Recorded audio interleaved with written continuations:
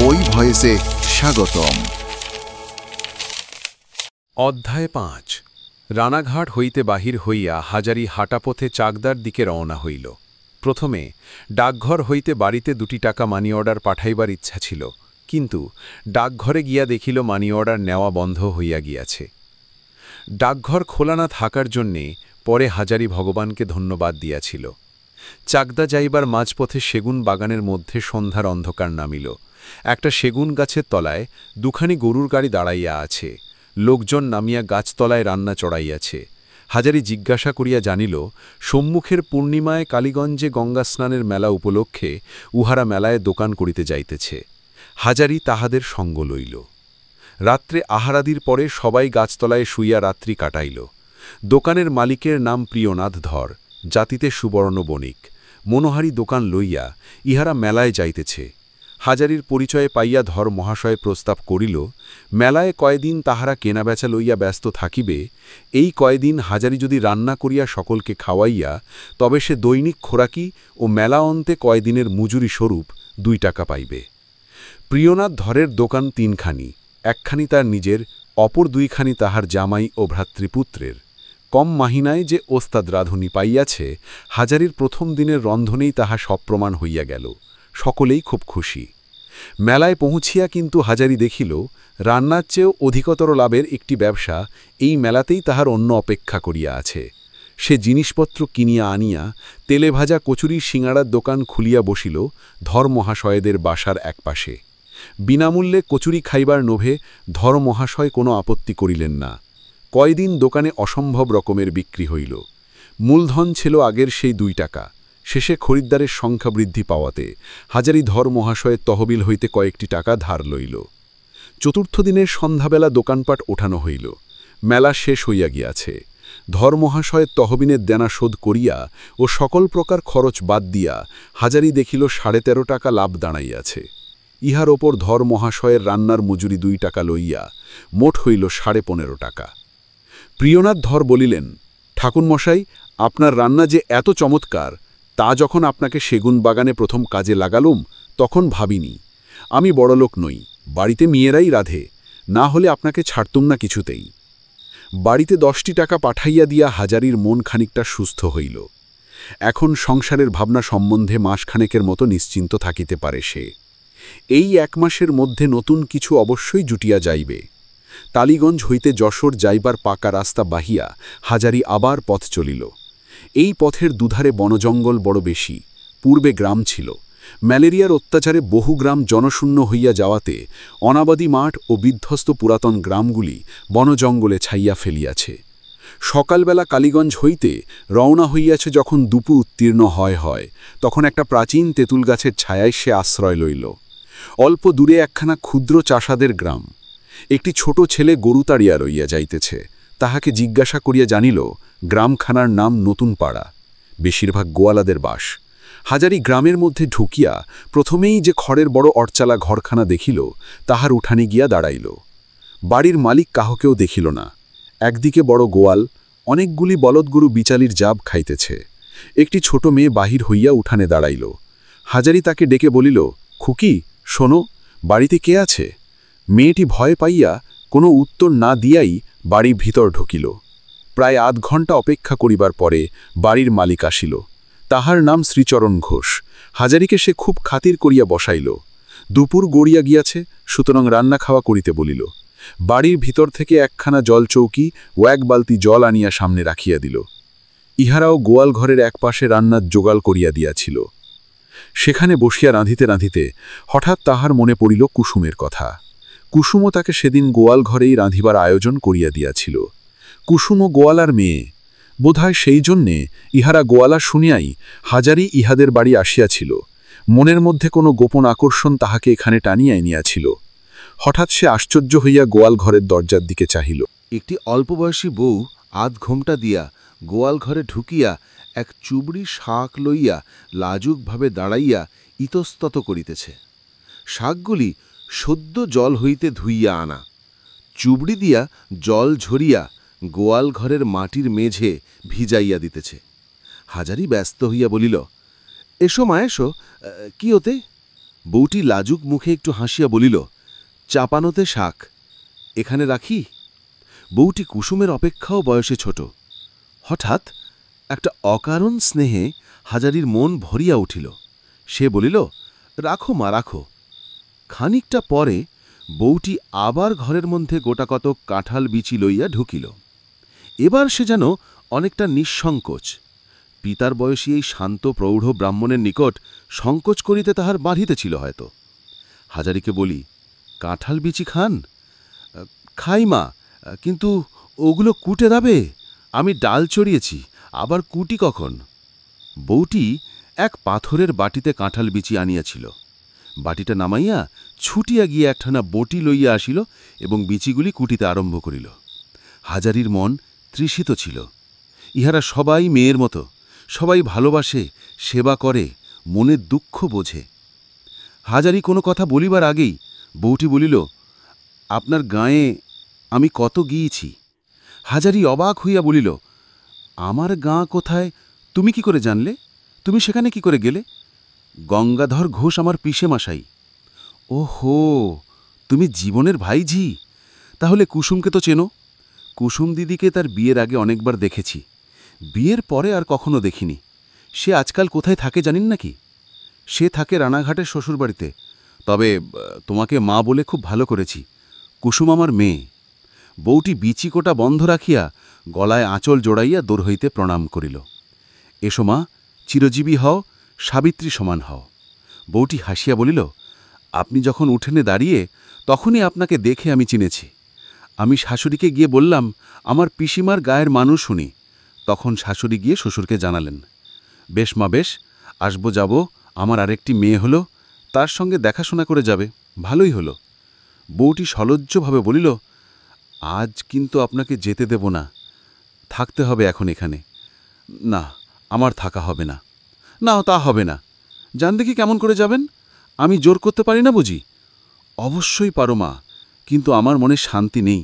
আবার সুদিন পেলে এসে দুদিন থেকে যাব। বউটি হাজারির মুখের দিকে চাহিয়া বলিল, কেন, কি হয়েছে আপনার? হাজারির স্বভাব দুর্বল মন সহানুভূতির গন্ধ পাইয়া গলিয়া গেল। সে তাহার চাকরি যাওয়ার আনুপূর্বিক ইতিহাস সংক্ষেপে বর্ণনা করিয়া গেল। ডাল নামাইয়া চচ্চড়ি রাঁধিবার ফাঁকে ফাঁকে একটু গর্ব করিবার লোভও সম্বরণ করিতে পারিল না। রান্না যা করতে পারি মা, তোমার কাছে গোমর করে বলছিনে, অমন রান্না রানাঘাটের কোনো হোটেলে কোনো বামুন ঠাকুর রাঁধতে পারবে না। হয় না হয় মা, এই যে তোমাদের এখানে এই যে চচ্চড়ি রাঁধছি, তোমাদের সকলকে খাইয়ে দেখাবো। আমি জোর করে বলতে পারি, এরকম চচ্চড়ি কক্ষণও খাওনি, আর কক্ষণও খাবেও না। বউটি বিস্ময়ে, শ্রমভমে, মুগ্ধ দৃষ্টিতে হাজারির দিকে চাহিয়া কথা শুনিতেছিল। বলিল, তাহলে আমায় শিখিয়ে দিতে হবে খুড়োমশাই? তা একদিনের কর্ম নয়, সে শিখালেও শিখতে পারা কঠিন হবে। তোমায় ফাঁকি দেওয়া আমার ইচ্ছে নয় মা, এ শেখা এক আধ দিনে হয় কখনো? তা আপনি যদি অমন রাঁধুনি, আপনার আবার চাকরির ভাবনা কি? কত বড় লোকের বাড়ি ভালো মাইনে দিয়ে রাখবে? অধিষ্ঠাত যখন খারাপ হয় মা, কিছুতেই কিছু হয় না। হাতে টাকা থাকে, দুদিন চেষ্টা চরিত্রি করে বেড়াতে পারি। বেড়াবো কি, রেস্ট ফুরিয়ে এসেছে কি না? ক টাকা লাগবে বলুন? কেন, তুমি দেবে নাকি? যদি দিই, সে আমি নিতে পারি নে। কুসুম দিতে চেয়েছিল, কিন্তু তা আমি কেন নেব? তোমরা মেয়ে মানুষ, ব্যাঙের আধুলি পুঁজি করে রেখেছ, তা থেকে নিয়ে তোমাদের ক্ষতি করতে চাই নে। আচ্ছা, আপনাকে যদি টাকা ধার দিই? আপনাকে বলি, শুনুন খুড়োমশাই, আমার মার কাছ থেকে কিছু টাকা এনেছিলাম, এখানে রাখবার জো নেই। একটা কথা বলবো?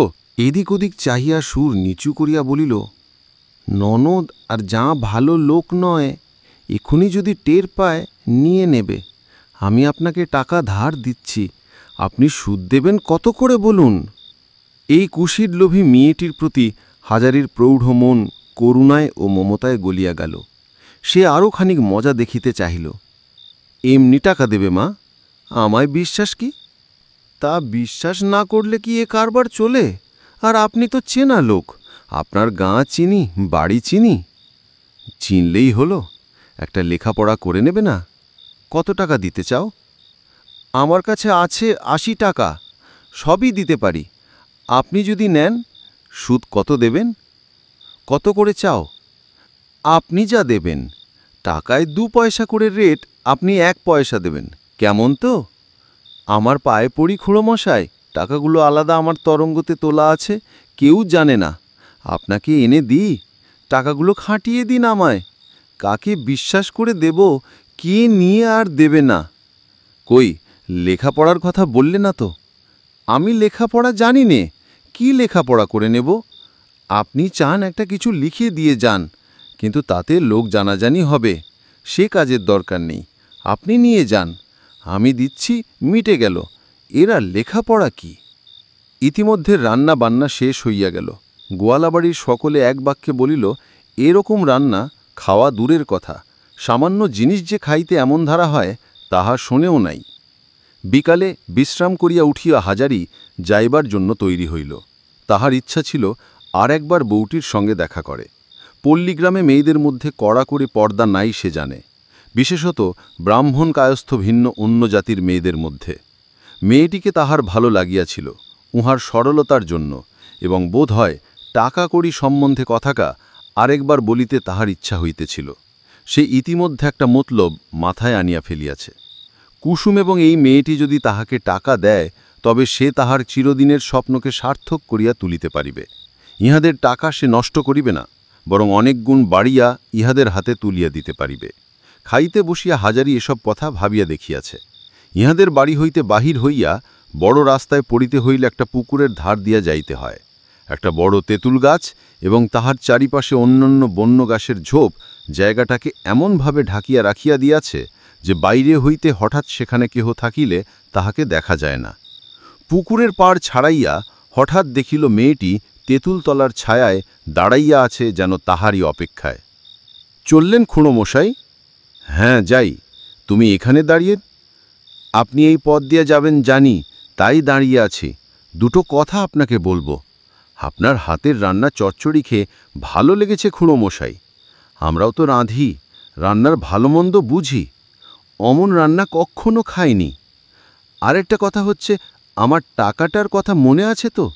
কি করলেন তার? জানেন তো, মেয়েরা শ্বশুরবাড়ির লোকদের চেয়ে বাপের বাড়ির লোকদের বেশি বিশ্বাস করে। ইহাদের হাতে ও টাকা পড়লে 2 দিনে উড়ে যাবে। টাকা তোমার এখুনি নিতে পারবো না, কিন্তু আবার আমি এই পথে আসব, তোমার সঙ্গে দেখা করব, তখন হয়তো টাকার দরকার হবে, টাকা তখন নিতে হবে। কতদিনের মধ্যে আসবেন?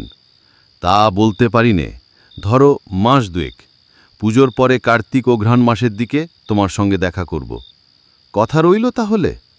ঠিক রইল। এসো এসো, লক্ষ্মীর ছোট্ট মা আমার, সাবিত্রী সমান হও, আশীর্বাদ করি তোমার বাড়ন্ত হোক। বেলা পড়িয়া আসিয়াছে। হাজারি আবার পথ চলিতে লাগিল। গোয়ালাবাড়ির সবাই এ বেলা থাকিবার জন্য অনুরোধ করিয়াছিল, বউটি তো বিশেষ করিয়া। কিন্তু থাকিবার উপায় নাই, একটা কিছু জোগাড় না করা পর্যন্ত তাহার মনে সুখ নাই। মেয়েটি খুব আশ্চর্য ধরনের বটে, নির্বোধ হয়তো, কুসুমের মতো বুদ্ধিমতী নয় ঠিকই, তবুয়া বড় ভালো মেয়ে।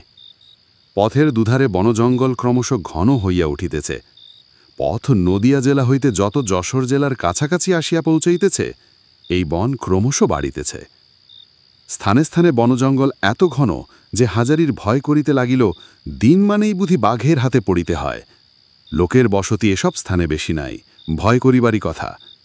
সন্ধ্যার পূর্বে বেলের বাজারে আসিয়া পৌঁছিল। আগে যখন রেল হয় নাই, তখন বেলের বাজার খুব বড় ছিল, হাজারি শুনিয়াছে তাহার গ্রামের বৃদ্ধ লোকদের মুখে। এখনও পূর্ব অঞ্চল হইতে চকদহের গঙ্গায় শবদাহ করিতে আসে বহু লোক, তাহাদের জন্যই বেলের বাজার এখনও টিকিয়া আছে। বেলের বাজার দেখিয়া খুশি হইল ও আগ্রহের সঙ্গে দেখিতে লাগিল। ছেলেবেলা হইতে শুনিয়া আসিয়াছে, কখনো দেখে নাই। চমৎকার জায়গা বটে। এই তাহলে ওই বেলে। তাহার এক মামাতো খাই যশোর অঞ্চলে বিবাহ করিয়াছিল। তাহার বৃদ্ধা শাশুড়ির মৃত্যুর পরে সব লইয়া চকদহে এই পথ বাহিয়া আসিতে আসিতে বেলের বাজারের কাছে ভৌতিক ব্যাপারের সম্মুখীন হয়, এ গল্প উক্ত মামাতো ভাইয়ের মুখেই 2-3 বার সে শুনিয়াছে। হাজারি ঘুরিয়া ঘুরিয়া বাজারের দোকানগুলি দেখিতে লাগিল। সর্বশুদ্ধ 9খানা দোকান এইহারি মধ্যে, চাল ডাল মুদিখানার দোকান, কাপড়ের দোকান, সব। একজন দোকানদারকে বলিল, একটু তামাক খাওয়াতে পারেন মশাই? আপনারা? ব্রাহ্মণ, প্রণাম ভাই, ঠাকুরমশাই আসুন। কোথায় যাওয়া হবে? বন, ওরে বামনের হুঁকোতে জল ফিরিয়ে নিয়ে আয়। দোকানখানে কিসের তাহা হাজারি বুঝিতে পারিল না। একপাশে চিটাগুড়ের ক্যানেস্ত্রা, চাল পর্যন্ত একটার গায়ে একটা উঁচু করিয়া সাজানো আছে, আরেক পাশে বড় বড় বস্তা। দোকানদার বৃদ্ধ, বয়স 65 হইতে 70 হইবে, রুগা, একহারা চেহারা, গলায় মালা। নিন ঠাকুরমশাই, তামাক ইচ্ছে পড়ুন। কোথায় যাওয়া হবে? যাচ্ছি কাজের চেষ্টায়। রানাঘাট হোটেলে 7 বছর রেঁধেছি, বেচু চক্রবর্তীর হোটেলে। নাম শুনেছেন বোধহয়। ভালো রাঁধুনি বলে নাম আছে, কিন্তু চাকুরিটুকু গিয়েছে। এখন যাই তো একবার এই দিক মানে, যদি কোথাও কিছু জোটে। দোকানদার পূর্বাপেক্ষা অধিক সংভ্রমের চোখে হাজারিকে দেখিল। নিতান্ত গ্রাম্য ঠাকুর পূজারী মামুন নয়। রানাঘাটের মতো শহর বাজারের বড় হোটেলে 7-8 বছর সুখ্যাতির সঙ্গে রান্নার কাজ করিয়াছে, কত দেখেছে শুনেছে, কত বড় লোকের সঙ্গে মিশিয়াছে। না, লোকটা সে যাহা ভাবিয়াছিল তাহা নয়। হাজারি বলিল, রাত হয়ে আসছে, একটু থাকার জায়গার কি হয় বলতে পারেন? দোকানদার অত্যন্ত খুশি হইয়া বলিল, এইখানেই থাকুন, এর আর কি। আমার এই পেছন দিকে দিব্যি চালা রয়েছে, একখানা তক্তপোষ রয়েছে, চালায় রান্না করুন, তক্তপোষে শুয়ে থাকুন। কথায় কথায় হাজারি বলিল, আচ্ছা, এখানে গঙ্গাযাত্রী দিন কত যাতায়াত করে? সেদিন আর নাই বেলের বাজারের। আগে 8-10 দল, এক এক দলে 10-12 জন করে মানুষ, এ নিত্য যেত। এখন কোনোদিন মোটেই না, কোনোদিন 3টে, বড্ড জোর 4টে। আগে লোকের হাতে পয়সা ছিল, মরা গঙ্গায় দিত।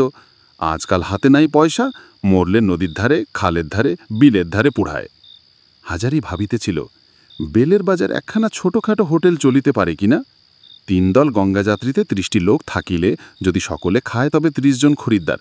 30 জন খরিদ্দার রোজ খাইলে মাসে 50-60 টাকা লাভ থাকে, খরচা বাদে। সেই জায়গায় 20 জন হোক, 10 জন হোক রোজ, তবুও পরের চাকুরির চেয়ে ভালো। পরের চাকুরি করিয়া পাইতেছে 7 কাকা, আর অজস্র অপমান বকুনি, সর্বদা ভয়ে ভয়ে থাকা। 10 জন খরিদ্দার যে হোটেলে রোজ খায়, সেখানে অন্তত 12-13 টাকা মাসে লাভ থাকে। পরদিন সকালে উঠিয়া সে গোপালনগরের দিকে রওনা হইল। হাতের পয়সা এখনও যথেষ্ট, 5 টাকা আছে, কোনো ভাবনা নাই। কাল রাত্রে দোকানদার চাল ডাল হাড়ি কিনিয়া আনিতে চাইয়েছিল, হাজারি তাহাতে রাজি হয় নাই, নিজে পয়সা খরচ করিয়াছে। দুপুরের রৌদ্র বড় চড়িল। নির্জন রাস্তা, দুধারে কোথাও ঘন বন জঙ্গল, কোথাও ফাঁকা মাঠ। লোকালয়ে চোখে পড়ে না, 1-8খানা চাষাদের গ্রাম ছাড়া। ঘণ্টা 2 হাঁটিবার পরে হাজারি তৃষ্ণা পাইল।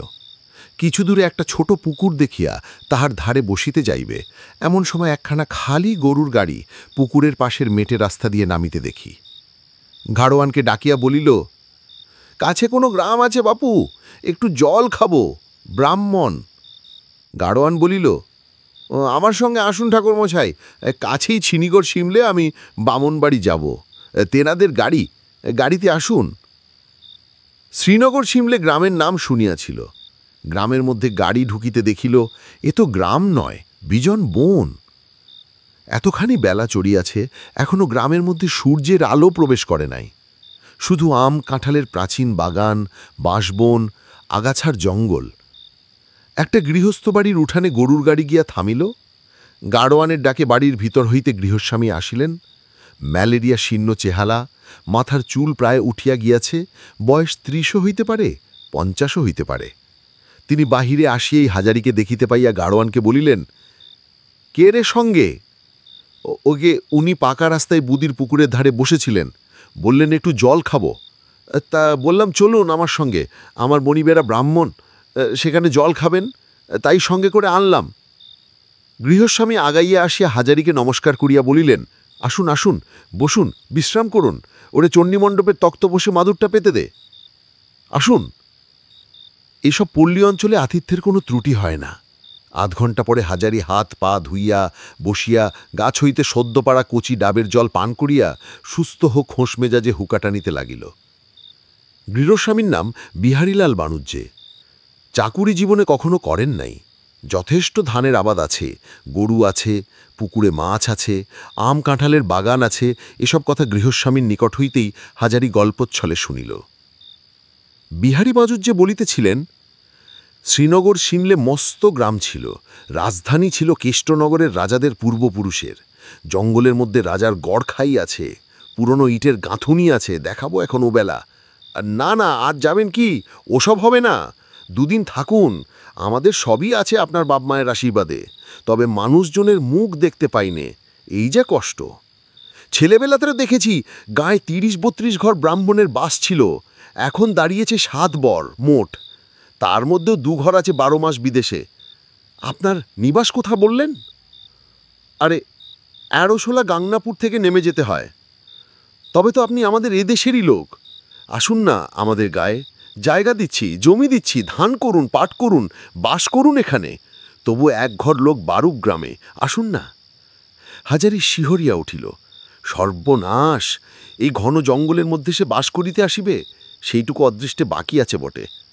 শহর বাজারে থাকিয়া সে শহরের কলকলাহল, কর্মব্যস্ততাকে পছন্দ করিয়া ফেলেছে। এই বনের মধ্যে সমাধিপ্রাপ্ত হইতে হয় যে বৃদ্ধ বয়সে। ৪৬ বছর বয়স তার। দিন এখনো যায় নাই, এখনো যথেষ্ট উৎসাহ শক্তি তার মনে ও শরীরে। তাছাড়া সে বোঝে হোটেলের কাজ। একটা হোটেল খুলিতে পারিলে তার বয়স ১০ বছর কমিয়া যাইবে। নবযৌবন লাভ করিবে সে।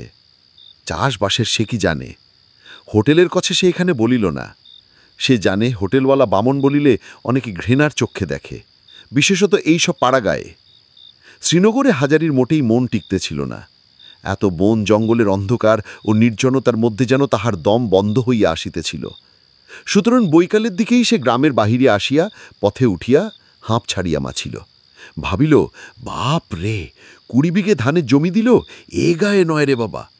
মানুষ থাকে এখানে, মানুষজনের মুখ দেখার জো নেই, কর্ম নেই, কুঁড়ের মতো বসে থাকে, আর গোলার ধানের ভাত খাও, সর্বনাশ! আর কি জঙ্গল রে বাবা! রাস্তার ধারে একটা লোক কাঠ ভাঙিতেছিল। হাজারি তাহাকে বলিল, সামনে কি বাজার আছে বাপু? লোকটা একবার হাজারির দিকে নীরবে চাহিয়া দেখিল, পরে বলিল, আপনি কি আলেন সিমলেরতে? হ্যাঁ। এখানে আপনাদের আত্মীয় কুটুম আছেন বুঝি? আপনারা ব্রাহ্মণ, পের নাম হই ঠাকুরমশাই। কোথায় যাবেন আপনি? হাজারি জানে পল্লী গ্রাম অঞ্চলে এইসব শ্রেণীর লোক তাহাকে অকারণে হাজার প্রশ্ন জিজ্ঞাসা করিয়া বিরক্তা করিয়া মারিবে, ইহাই ইহাদের স্বভাব। হাজারিও পূর্বে এই রকম ছিল, কিন্তু রানাঘাট শহরে এতকাল থাকিয়া বুঝিয়াছে অপরিচিত লোককে এসব প্রশ্ন জিজ্ঞাসা করিতে হয় না, বা করলে লোকে চটে। হাজারি বর্তমান প্রশ্নকর্তার হাত এড়াইয়াবার জন্য সংক্ষেপে ২-১টি কথার উত্তর দিয়া তাহাকে আবার জিজ্ঞাসা করিল, সামনে কি বাজার পড়বে বাবু? এগে যান, গোপালনগরের বড় বাজার পড়বে, কোষ ২ আর আছেন। গোপালনগরের নাম হাজারির কাছে অত্যন্ত পরিচিত। এদিকের বড়গঞ্জ গোপালনগর, সকলেই নাম জানে। মধ্যাহ্ন ভোজনটা একটু বেশি হইয়া গিয়াছিল, রাতে খাইবার আবশ্যক নাই, একটু আশ্রয় পাইলেই হইল। সুতরাং হাজারির মন সম্পূর্ণ নিশ্চিন্ত ছিল। এ কদিন সে যেন নতুন জীবন যাপন করিতেছে। সকালে উঠিবার তাড়া নাই, পদ্মঝিয়ের মুথো নাড়া নাই, বেচু চক্কত্তির কাছে বাজারের হিসাব দিতে যাওয়া নাই। ১০ কয়লা জ্বলা অগ্নিকুণ্ডে তাতে বসিয়া সকাল হইতে বেলা ১টা পর্যন্ত এবং ওদিকে সন্ধে হইতে রাত ১২টা পর্যন্ত হাতা খুন্তি নাড়া নাই। বেঁচেছে সে। পথের ধারে একটা গাছতলায় পাকা বেল পড়িয়া রইয়াছে দেখিয়া হাজারি সেটা সংগ্রহ করিয়া লইল। কাল সকালে খাওয়া চলিবে। সব ভালো, কিন্তু তবু হাজারির মনে হয় এ ধরনের ভবঘুরে জীবনধার পছন্দসই নয়। বৃথা ঘুরিয়া বেড়াইয়া কি হইবে? চাকুরি জোটে তো ভালো, নতবা এ ধরনের জীবন সে কতকাল কাটাতে পারে? ১ মাসও নয়। সে চায় কাজ, পরিশ্রম করিতে সে ভয় পায় না। সে চায় কর্মব্যস্ততা, ২ পয়সা উপার্জন, নাম, উন্নতি। ইহার উহার বাড়ি খাইয়া বেড়াইয়া পথে পথে সময় নষ্ট করিয়া লাভ নাই। গোপালনগর বাজারে পৌঁছিতে বেলা গেল। বেশ বড় বাজার, অনেকগুলি ছোট দোকান, ভালো ব্যবসার জায়গা বটে। হাজারি একটা বড় কাপড়ের দোকানের সামনে টিউবওয়েলে হাতমুখ ধুইয়া লইল। নিকটে একটা কালী মন্দির। মন্দিরের রোয়াকে বসিয়া সম্ভবত মন্দিরের পূজারী ব্রাহ্মণ হুঁকা টানিতেছে দেখিয়া হাজারি তামাক খাইবার জন্য কাছে গিয়া দাঁড়িয়া বলিল, একবার তামাক খাবাবেন? আপনারা? ব্রাহ্মণ, বসুন, এই নেন। আপনি কি মন্দিরে মায়ের পুজো করেন? আজ্ঞে হ্যাঁ। আপনার কোথা থেকে আসা হচ্ছে? আমার বাড়ি গাংনাপুরের সন্নিকট এরোশলা। রাঁধুনির কাজ করি, চাকুরির চেষ্টায় বেরিয়েছি। এখানে কেউ রাঁধুনি রাখবে বলতে পারেন? একবার এই বড় কাপড়ের দোকানে গিয়ে খোঁজ করুন, ওনারা বড় লোক, রাঁধুনি ওদের বাড়িতে থাকেই।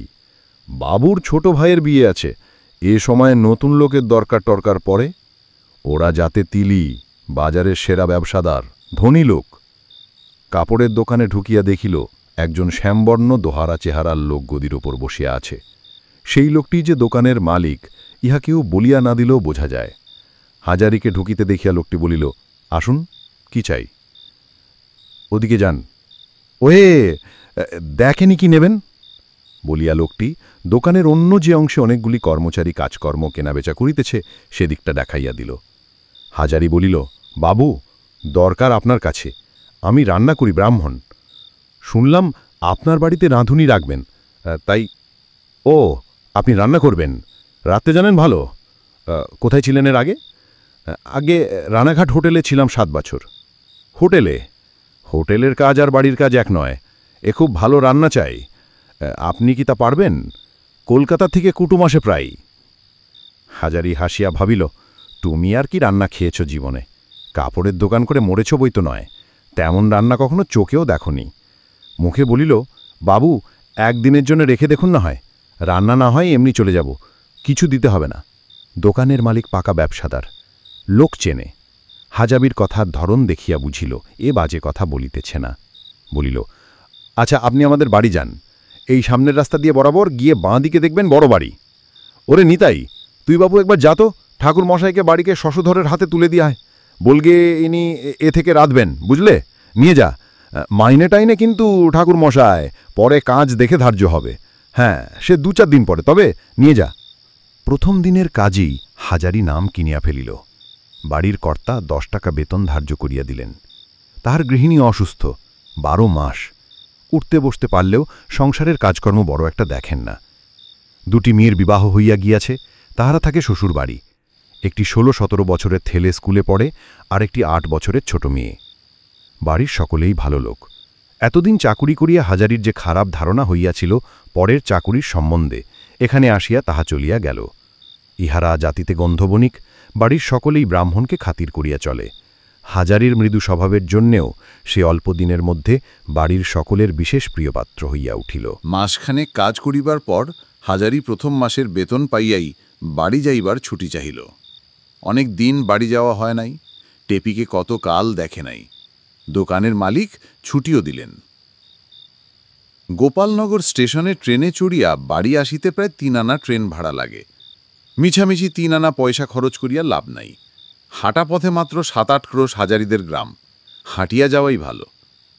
বাড়ি পৌঁছিতে সন্ধ্যা হইয়া গেল। টেপি ছুটিয়া হাসিয়া বলিল, বাবা, এসো এসো, কোত্থেকে এলে এখন? তারপর সে ঘরের ভিতর হইতে পাখা আনিয়া বাতাস করিতে বসিয়া গেল। হাজারির মনে হইল তার সারা দেহ মন জুড়িয়া গেল টেপির হাতের পাখার বাতাসে। টেপির জন্যে খাটিয়া সুখ, যত কষ্ট, যত দুঃখ রানাঘাট হোটেলের, সব সে সহ্য করিয়াছে টেপির জন্যে, ভবিষ্যতে আরও করিবে। যদি বংশীধর ঠাকুরের ভাগিনেও সেই ছেলেটির সঙ্গে, যাক, সেসব কথা। টেপি বলিল, বাবা, অতসী দিদি একদিন তোমার কথা বলছিল। আমার কথা? হরিচরণবাবুর মেয়ে? হ্যাঁ বাবা, বলছিল তুমি অনেকদিন আসনি। চলো না, আজ যাবে? ওখানে গিয়ে চা খাবে, এখন কলের গান শুনবে। এই সময় টেপির মা ঘাট হইতে গা ধুইয়া বাড়ি ফিরিল। হাসি মুখে বলিল, কখন এলে? এই তো খানিকক্ষণ। ভালো তো সব? টাকা পেয়েছিলে? হ্যাঁ, ভালো কথা। ওদের বাড়ির সতীশ বলছিল রানাঘাট থেকে পাঠানো 9 টাকা। তুমি এর মধ্যে কোথাও গিয়েছিলে নাকি? রানাঘাটের চাকরি করি নে তো, এখন আছি গোপালনগরে। বেশ ভালো জায়গায় আছি, বুঝলে। গন্ধবণিকের বাড়ি, ব্রাহ্মণ বলে ভক্তি সেদ্দা খুব, খাওয়া দাওয়া ভালো, কাপড়ের মস্ত দোকান, দিব্যি জলখাবার দেয় সকালে বিকালে। টেপি বলিল, কি জলখাবার দেয় বাবা? এই ধরো, কোনোদিন মুড়ি নারকেল, কোনোদিন হালুয়া। টেপির মা বলিল, বসো, জিরৌ। চা নেই, তাহলে করে দিতাম। টেপি, যাবি মা? সতীশদের বাড়ি চা আছে। এই কথা বলিবার সময় টেপির মা ভুরু দুটি ওপরের দিকে তুলিয়া এমন একটি ভঙ্গি করিল যাহা শুধু নির্বোধ মেয়েরা করিয়া থাকে। দুটো চেয়ে নিয়ে আয়। টেপি বলিল, দরকার কি মা? আমি নিয়ে যাই না কেন বাবাকে অতসী দিদিদের বাড়ি? সেখানে চা হবে এখন, জলখাবার হবে এখন। দুবার টেপি অতসীদের বাড়ি যাইবার কথা বলিয়াছে, সুতরাং হাজারি মেয়ের মতে মত না দিয়া থাকিতে পারিল না। টেপির ইচ্ছা তাহার নিকট অনেকের হুকুমের অপেক্ষা শক্তিমান। হরিচরণবাবু বৈঠকখানায় বসিয়াছিলেন। হাজারিকে যত্ন করিয়া চেয়ারে বসাইলেন। এসো এসো হাজারি, কবে এলে? ও টেপি, যা তো, অতসী দিদিকে বলগে আমাদের চা দিয়ে যেতে। আমিও এখনো চা খাইনি। বাবু ভালো আছেন? হ্যাঁ, তুমি ভালো ছিলে? তোমার সেই হোটেলের কি হলো? রানাঘাটেই আছো তো? হাজারি সংক্ষেপে রানাঘাটের চাকরি যাওয়া হইতে গোপালনগরে পুনরায় চাকরি পাওয়া পর্যন্ত বর্ণনা করিল। একসময় অতসী ও টেপি ঘরের মধ্যে ঢুকিয়া তাহাদের সামনের ছোট গোল টেবিল তাতে চা ও খাবার রাখিল। খাবার মাত্র এক ডিশ, শুধু হাজারির জন্য। হরিচরণবাবু এখন কিছু খাইবেন না। হাজারি বলিল, বাবু আপনার খাবার? ও তুমি খাও, তুমি খাও। আমার এখন খেলে অম্বল হয়, আমি শুধু চা খাব। হাজারি ভাবিল, এত বড় লোক, এত ভালো জিনিস ঘরে, কিন্তু খাইলে অম্বল হয় বলিয়া খাইবার জো নাই, এই বা কেমন দুর্ভাগ্য। বয়স 46 হইলে কি হয়, অম্বল টম্বল কাহাকে বলে সে কখনো জানে না। ভূতের মতো খাটুনির কাছে অম্বল টম্বল দাঁড়াইতে পারে না। তবে খাবার জোটে না, এই যা দুঃখ। অতসী কিন্তু বেশ বড় রেকাবি সাজিয়া খাবার আনিয়াছে। ঘি দিয়া চিড়া ভাজা, নারকেল কোড়া, দুখানা গরম গরম বাড়ির তৈরি কচুরি আর খানিকটা হালুয়া, বড় পেয়ালার এক পেয়ালা চা। অতসী এটুকু জানে যে টেপির বাবা তাহার বাবার মতো অল্পভোজী প্রাণী নয়, খাইতে পারে এবং খাইতে ভালোবাসে। অবস্থা উহাদের যে খুব ভালো তাহাও নয়, সুতরাং টেপির বাবাকে ভালো করিয়াই খাওয়াইতে হইবে। হরিচরণবাবু বলিলেন, তোমার হাজারি কাকাকে প্রণাম করেছ অতসী? হাজারি ব্যস্ত সংকুচিত হইয়া পড়িল। অতসী তাহার পায়ের ধুলা লইয়া প্রণাম করিতে সে চিড়া ভাজা চিবাইতে চিবাইতে কি বলিল ভালো বোঝা গেল না। অতসী কিন্তু চলিয়া গেল না, সে হাজারির সামনে কিছু দূরে দাঁড়াইয়া তাহাকে ভালো করিয়া দেখিতেছিল। টেপি গল্প করিয়াছে তার বাবা একজন পাকা রাঁধুনি। অতসীর কৌতূহলের ইহাই প্রধান কারণ। হরিচরণবাবু বলিলেন, এখন কদিন বাড়িতে আছো? আগে পরশু যাব, পরের চাকরি থাকলে তো চলে না। তোমার সেই হোটেল খোলার কি হলো? এখনো কিছু করতে পারিনি বাবু, টাকার জোগাড় না করতে পারলে তো বুঝতেই পারছেন। তাহলে ইচ্ছা আছে এখনো? ইচ্ছে আছে খুব, শীতকালের মধ্যে যা হয় করে ফেলব। অতসী বলিল, কাকা গান শুনবেন? হরিচরণবাবু ব্যাপ্ত হইয়া বলিলেন, হাঁ হাঁ, আমি ভুলেই গিয়েছি একদম। শোনো না হাজারি, অনেক নতুন রেকর্ড আনিয়েছি, নিয়ে এসো তো অতসী, শুনিয়ে দাও তোমার হাজারি কাকাকে। হাজারি ভাবিল, বেশ আছে ইহারা, তাহার মতো খাটিয়া খাইতে হয় না, শুধু গান আর খাওয়া দাওয়া। সন্ধে হইয়াছে, এ সময় উনুনে আঁচ দিয়া ধোঁয়ার মধ্যে ছোট রান্নাঘরে বসিয়া মনিব গৃহিণীর ফর্দমতো তরকারি কুটিতেছে সে। অন্য অন্য দিন 12 মাসই তাহার এই কাজ। ঘরের মধ্যে আবদ্ধ হইয়া থাকিতে হয় 12 মাস বলিয়াই, পথে বাহির হইলেই তাহার আনন্দ হয়। আর আনন্দ হইতেছে আজ। এমন চমৎকার সাজানো বৈঠকখানা, বড় আয়না, বেতমোড়া কেদারায় সে বসিয়া চা খাইতেছে। পাশে টেপি, টেপির বন্ধু কিশোরী মেয়েটি, কলের গান, যেন সব স্বপ্ন। কতদিন কুসুমের সঙ্গে দেখা হয় নাই। আজ রানাঘাট ছাড়িয়াছে প্রায় 4 মাসের ওপর। এই 4 মাস কুসুমকে সে দেখে নাই। টেপি মেয়ে, কুসুমও মেয়ে। আর নতুন পাড়ার সেই বউটি, সেও আর এক মেয়ে।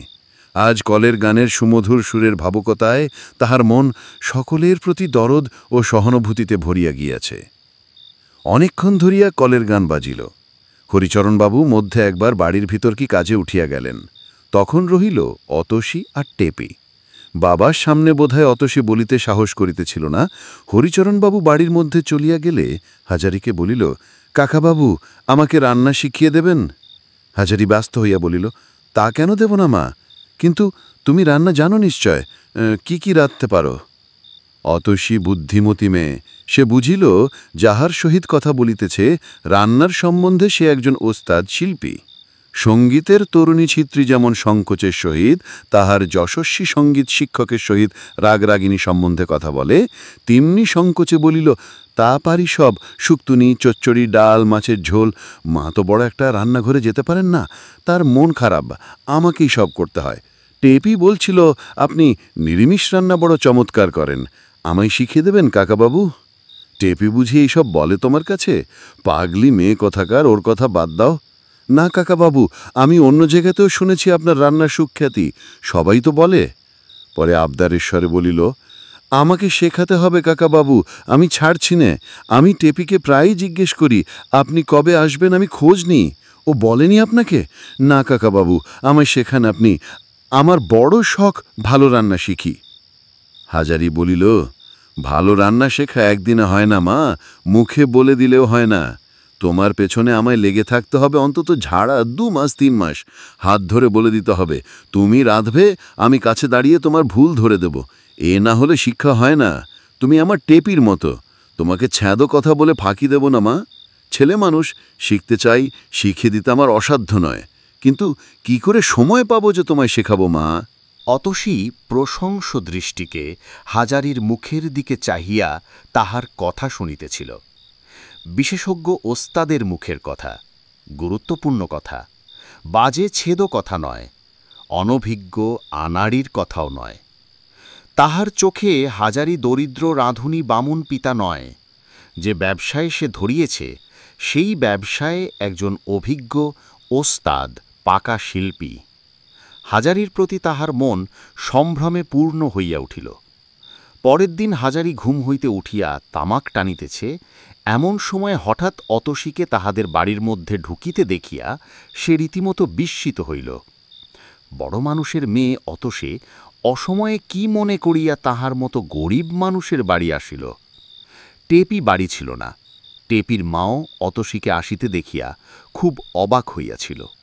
সে ছুটিয়া গিয়া তাহার বুদ্ধিতে যতটুকু আসে সেইভাবে জমিদার বাটির মেয়ের অভ্যর্থনা করিল।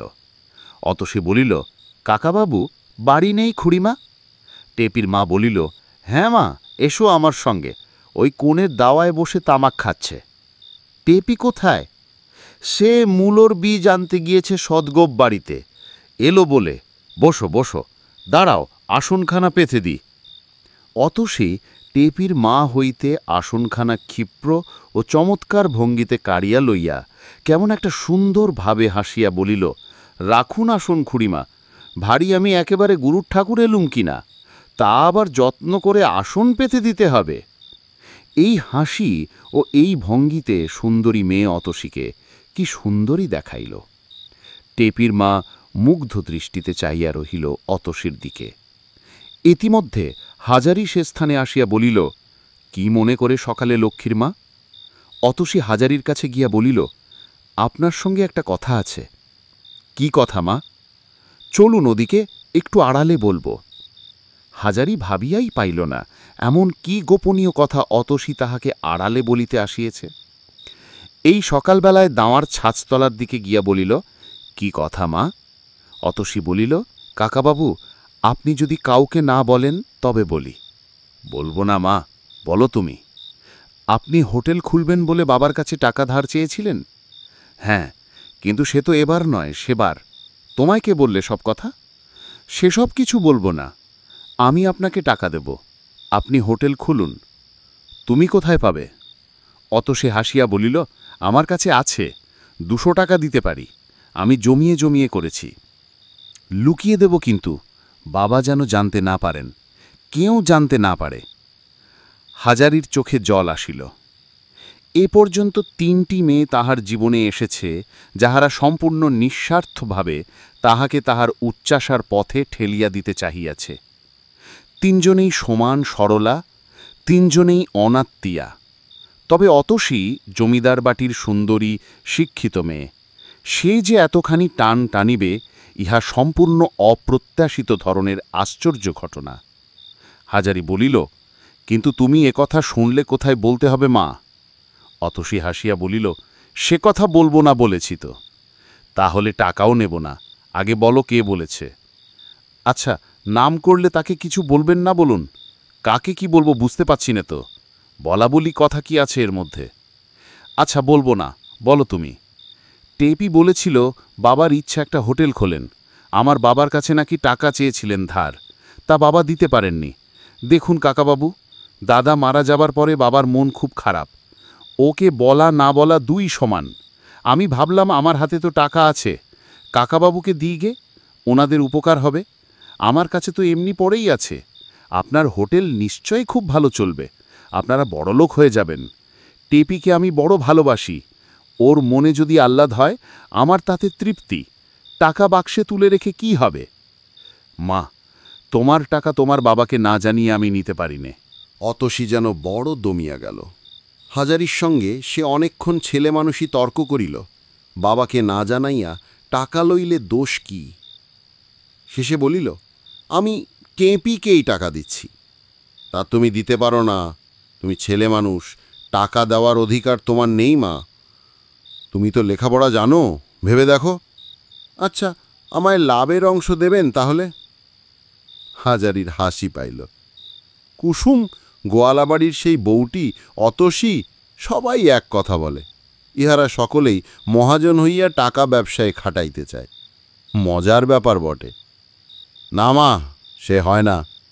তুমি বড় হও, শ্বশুরবাড়ি যাও, আশীর্বাদ করি রাজরানী হও, তখন তোমার এই বুড়ো কাকাবাবুকে যা খুশি দিও, এখন না। অতসী দুঃখিত হইয়া চলিয়া গেল। হাজারির ইচ্ছা হইল টিপিকে ডাকিয়া বকিয়া দেয়। এসব কথা অতসীর কাছে বলিবার তাহার কোনো দরকার ছিল না, কিন্তু অতসীর নিকট প্রতিজ্ঞাবদ্ধ আছে, টিপিকে ইহা লইয়া কিছু বলিলেই অতসীর কানে গিয়ে পৌঁছাইবে ভাবিয়া চুপ করিয়া গেল। সেদিন বিকেলে গোয়ালাপাড়ায় বেড়াইতে গিয়া কুসুমের বাপের বাড়িতে শুনিলাম রানাঘাটে কুসুমের অত্যন্ত অসুস্থ হয়েছিল। কোনো রূপে এ যাত্রা সামলিয়ে গেছে। সে কিছুই জিজ্ঞাসা করে নাই। কথায় কথায় কুসুমের কাকা ঘনশ্যাম ঘোষ বলিল, মধ্যে রানাঘাটে 15 দিন ছিলাম দাদা ঠাকুর, ছানার কাজ এ মাসটা বড্ড মন্দা। হাজারি বলিল, 15 দিন ছিলে, কেন হঠাৎ এ সময়? তারপর এই ঘনশ্যাম কুসুমের কথাটা বলিল। হাজারির কেবল মনে হইতে লাগিল, কুসুমের সঙ্গে কতদিন দেখা হয় নাই, একবার তাহার সহিত দেখা করিতে গেলে কেমন হয়। মনটা অস্থির হইয়া উঠিয়াছে তাহার অসুখের খবর শুনিয়া। জীবনে ওই একটি মেয়ের উপর তাহার অসীম স্নেহ ও শ্রদ্ধা। ইচ্ছা হইল কুসুমের সম্বন্ধে ঘনশ্যামকে সে অনেক কিছু জিজ্ঞাসা করে, কিন্তু তাহা করা চলিবে না। সেই মনের আকুল আগ্রহ মনেই চাপিয়া শুধু কেবল উদাসীনভাবে জিজ্ঞাসা করিল, তা এখন সে আছে কেমন? তা এখন আপনার বাপ মায়ের আশীর্বাদে সেরে উঠেছে, তবে বড় কষ্ট যাচ্ছে সংসারের। দুধ দই বেচে তো চালাতো, আজ মাসখানেকের উপর শয্যাগত অবস্থা। এইদিকে আমার সংসারের কাণ্ড তো দেখতেই পাচ্ছেন, কোত্থেকে কি করি দাদা ঠাকুর। হাজারি এ সম্বন্ধে আর কিছু বলিল না, যেন কুসুমের সম্বন্ধে তাহার সকল আগ্রহ ফুরাইয়া গেল। বাড়ি ফিরিবার পথে হাজারি ভাবিল, রানাঘাটে তাকে যাইতেই হবে। কুসুমের অসুখ শুনিয়া সে চুপ করিয়া থাকিতে পারিবে না। কালই একবার সে রানাঘাট যাইবে। পথে হরিবাবুর সঙ্গে দেখা। তিনি মোটা লাঠি হাতে করিয়া বেড়াইতে বাহির হইয়াছিলেন। হাজারিকে দেখিয়া বলিলেন, এই যে হাজারি, কোথার থেকে ফিরছ? তা এসো আমার এখানে, চলো চা খাবে।